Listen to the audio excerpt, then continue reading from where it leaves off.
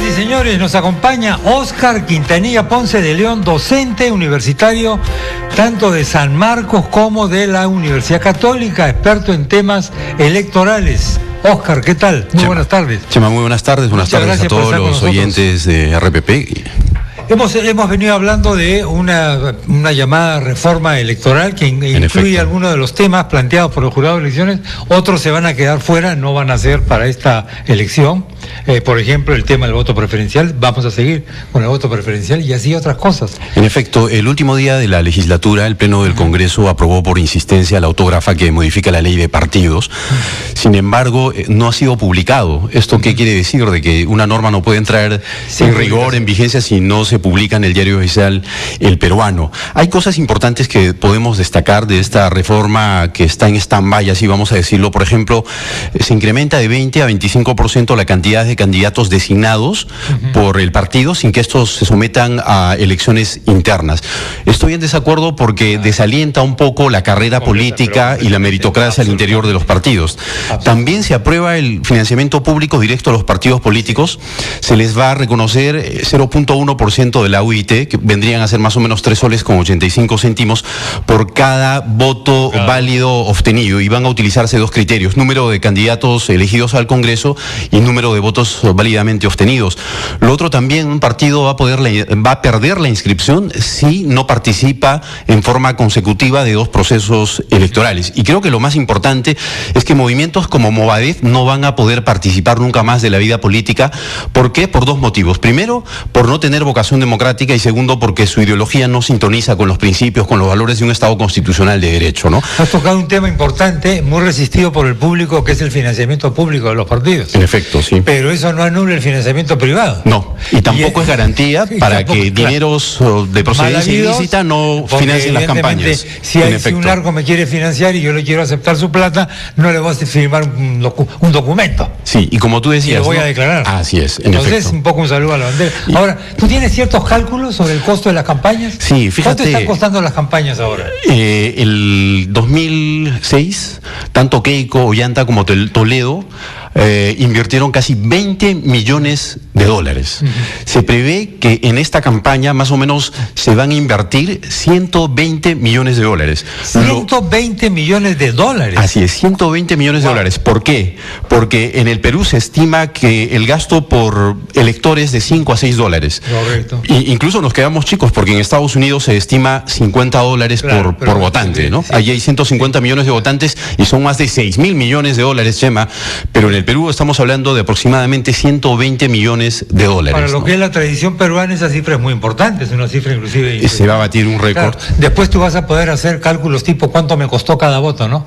Yo invertí tanto y saqué tantos votos, de repente me sale un voto carísimo. Por ejemplo, los votos más caros los tiene actualmente Acuña, porque él está invirtiendo 3.800.000 y en un periodo muy corto, del 14 de noviembre al 31 de diciembre. Es el que más plata le está poniendo y son los votos más caros que está obteniendo, ¿no? Hasta ahora el que más está pagando por voto es Acuña, digamos, en efecto, por llamarlo de alguna manera. Así Al es. final, efectivamente, eso lo vamos a discernir con el resultado, pero ya con las encuestas más o menos que van a comenzar a salir este estos viernes. días. Sí, este sí, viernes, hay bastante expectativa. Fin de semana, ya vamos a ver cuánto rédito está dando la inversión. Pero hablemos en estos términos. En esos términos, pero los resultados de la intención de voto no solo tienen que ver con la cantidad invertida, no, claro, son una serie de factores que entran a tallar el propio performance del candidato, sí, su plancha presidencial, las ideas, el mensaje, las relaciones con la prensa, la estrategia que tienen, etcétera, etcétera, ¿no? Llama la atención el número de 19, sin embargo no es la cifra más alta que hemos tenido en los últimos años. No, el 2006... tuvimos 21 planchas. Correcto. 21. Bueno, y hay una composición interesante de estas planchas presidenciales. Hay una importante presencia de exgobernadores regionales, 5. Estamos hablando de exgobernadores que son candidatos a la primera y segunda vicepresidencia, por ejemplo, de Moquegua, de Cusco, Huancavelica, Apurímac y Cajamarca. Y si bien, Chema, solo tenemos 2 candidatas a la presidencia, pero también debemos destacar el hecho de que hay 6 candidatas a la primera vicepresidencia y otras 6 candidatas para la segunda vicepresidencia. Total, en las planchas hay 14 mujeres. Así es. Que sigue siendo una cifra baja. Sí, pero importante, ¿no? Importante. Pero que es una mejora con respecto a años anteriores. Y bueno, y en cuanto al criterio etario, hay las vicepresidentas candidatas mujeres son las más jóvenes, 44, 45 años, y son los varones candidatos a la vicepresidencia los de mayor edad. Estamos hablando de 81 años, por ejemplo, ¿no? 81 años. Sí. Los últimos datos indican que la expectativa de vida en el Perú es de 75, En que efecto, es bastante para los es nacidos bastante, los últimos así años. es. O sea que tener 81 ahora no es tan grave tampoco. No es tan grave. Finalmente depende de cómo esté, ¿no? Así es. Y en relación a las responsabilidades un poco del elector, quisiera advertir, por ejemplo, ya que estamos hablando de financiamiento, de que los electores, los ciudadanos, no permitan que se utilice su nombre y apellidos si realmente no son aportantes. ¿No dieron la plata? Claro. ¿Por qué? Porque en esta oportunidad la OMPE va a cruzar información, por ejemplo, con la unidad de inteligencia financiera de la Superintendencia de Banca y Seguros, que me parece que está muy bien, y también se va a tener que contrastar si quien está aportando tiene los recursos para hacerlo, porque luego aparecen listas y listas de nombres de personas que andan endeudadas, sin embargo aparecen como aportantes, ¿no? Sí, bueno, eso es un sistema de testaferros también, ¿no? que se ha utilizado, lamentablemente, ¿no?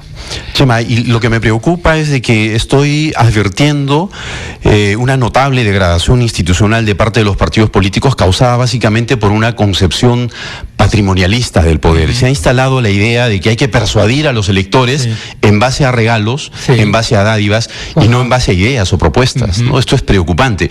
¿Qué pasa a futuro?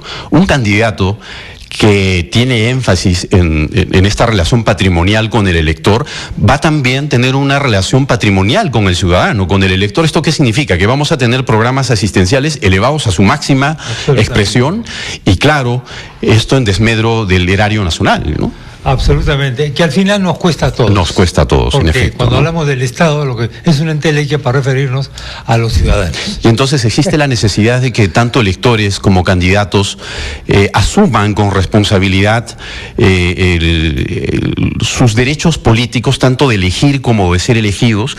Y, por ejemplo, voy a dedicarle un poco de tiempo a averiguar cuántos de estos 2.717 candidatos que tenemos han pasado, por ejemplo, por una universidad, por una maestría en formación política, han recibido este tipo de ¿Cuántos cursos. tenemos? 2.717, ¿no? Y a propósito, tú me has presentado... Para el legislativo para el ejecutivo. Para el andino. Así es, Parlamento Andino, que son 5 con sus reemplazantes. 140 para el Congreso y por supuesto 3 para la presidencia. Me habías presentado como profesor de la Católica y a propósito hay una maestría que está convocando la Escuela de Gobierno. Empieza el 14 de marzo y las inscripciones todavía están abiertas, así que candidatos... ¿Maestría es de? Ciencia Política y Gobierno, ¿no? ¿Los candidatos deberían inscribirse, algunos? Deberían, porque... Sí, valdría la pena, ¿no? Necesitamos que en esta campaña... Que yo estoy sugiriendo para los candidatos, esta vez de forma voluntaria, que se sometan a un examen psicológico, a un test, para saber cómo son, más o menos. Sí, porque los electores tienen derecho a estar bien informados. Estar bien informados. Y la personalidad de un candidato es determinante para tomar decisiones. Dios mío, claro que sí. Bueno, pues volveremos a conversar. Oscar, con mucho gusto, muy amable. Oscar Quintanilla Ponce de León, catedrático universitario, nos ha venido a dar datos realmente muy interesantes sobre qué nos espera en estas elecciones. Vamos a seguir conversando sobre el tema, por supuesto. Muy amable. Gracias. RPP Noticias presentó El Poder en tus Manos. Bien informado, eliges mejor.